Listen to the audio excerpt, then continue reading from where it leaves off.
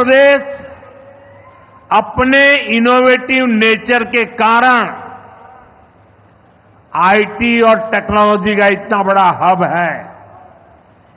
अब समय है आंध्र नई फ्यूचरिस्टिक टेक्नोलॉजीज का सेंटर बने। जो टेक्नोलॉजीज अभी डेवलप ही हो रही है, हम अभी से उनमें लीड लें। आज ग्रीन हाइड्रोजन का इस्तेमाल ये ऐसा ही उभरता हुआ क्षेत्र है। ఈ రోజు 2 లక్షల కోట్ల రూపాయలకు పైగా విలువైన ప్రాజెక్టులు ఇక్కడ ప్రారంభించడం మరియు శంకుస్థాపన చేయడం జరుగుతుంది। ఈ ప్రాజెక్టులు ఆంధ్రప్రదేశ్ అభివృద్ధిని సరికొత్త శిఖరాలకి చేరబోతుంది। ఈ అభివృద్ధి కార్యక్రమాలతో ఆంధ్రప్రదేశ్తో పాటు యావత్ భారతదేశానికి కూడా నా తరపున అభినందనలు తెలియజేసుకుంటున్నాను।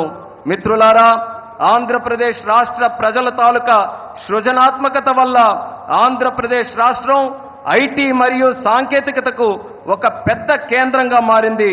ఇప్పుడు సమయం వచ్చింది ఆంధ్రప్రదేశ్ రాష్ట్రం సరికొత్త టెక్నాలజీస్ కు కేంద్ర బిందువుగా మారాలి। ఈ కొత్తగా అభివృద్ధి చెందుతున్నటువంటి టెక్నాలజీస్ కి ఆంధ్రప్రదేశ్ రాష్ట్రం సారథ్యం వహించాలి। నేడు గ్రీన్ హైడ్రోజన్ టెక్నాలజీ కూడా అటువంటి ఎదుగుతున్నటువంటి ఒక రంగమే। देश ने 2023 में नेशनल ग्रीन हाइड्रोजन मिशन की शुरुआत की थी। हमारा लक्ष्य है 2030 तक 5 million metric tons green hydrogen का प्रोडक्शन।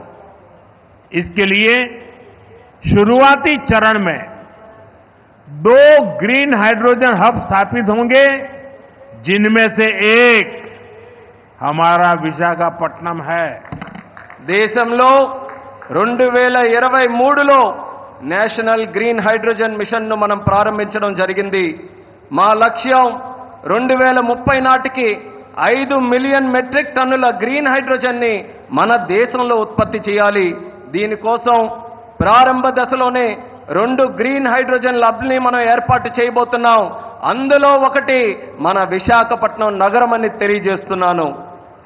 भविष्य में विशाखापट्टनम दुनिया के उन गिने चुने शहरों में होगा जहां इतने बड़े स्केल पर ग्रीन हाइड्रोजन प्रोडक्शन की फैसिलिटी होगी।